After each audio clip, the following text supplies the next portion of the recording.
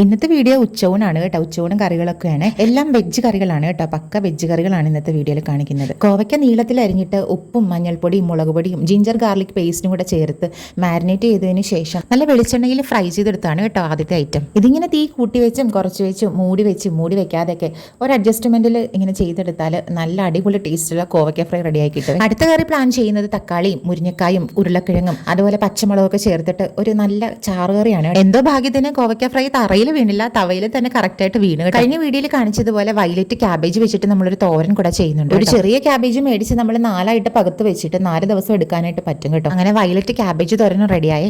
ഇനി നമുക്ക് ചാറുകറി ഉണ്ടാക്കിയെടുക്കാം. ഉരുളക്കിഴങ്ങും മുരിങ്ങക്കായും തക്കാളിയും പച്ചമുളകും മഞ്ഞപ്പൊടിയും ഉപ്പും കൂടെ ചേർത്ത് ആ കഷ്ണങ്ങളൊക്കെ ഒന്ന് നികന്ന് കിടക്കുന്ന രീതിയിൽ വെള്ളം ഒഴിച്ച് കുക്കറിൽ ഒരു 3 വിസിൽ കേട്ടോ. ആവിയെല്ലാം പോയിട്ട് തുറന്ന് നോക്കുമ്പോഴത്തേക്ക് ഇതുപോലെ കാണുക. ഇനി നമ്മൾ അരപ്പ് ചേർത്ത് കൊടുക്കുന്നുണ്ട്.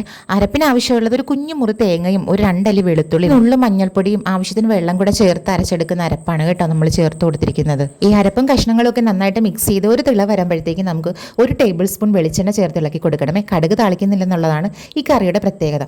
നല്ല ടേസ്റ്റുള്ള കറിയാണ് കേട്ടോ. അപ്പോൾ ഇന്നത്തെ വീഡിയോ ഇത്രയുള്ളൂ. അടുത്ത വീഡിയോയിൽ വീണ്ടും കാണാം. നമ്മുടെ ഇന്നത്തെ ഉച്ചയൂണും നമ്മുടെ വീഡിയോസൊക്കെ ഇഷ്ടപ്പെടുവാണെന്നുണ്ടെങ്കിൽ നമ്മുടെ ചാനൽ ഒന്ന് സബ്സ്ക്രൈബ് ചെയ്ത് സപ്പോർട്ട് ചെയ്യാനും ലൈക്ക് ചെയ്യാനും കമൻറ്റ് ചെയ്യാനൊന്നും മറന്നു പോകരുത് കേട്ടോ.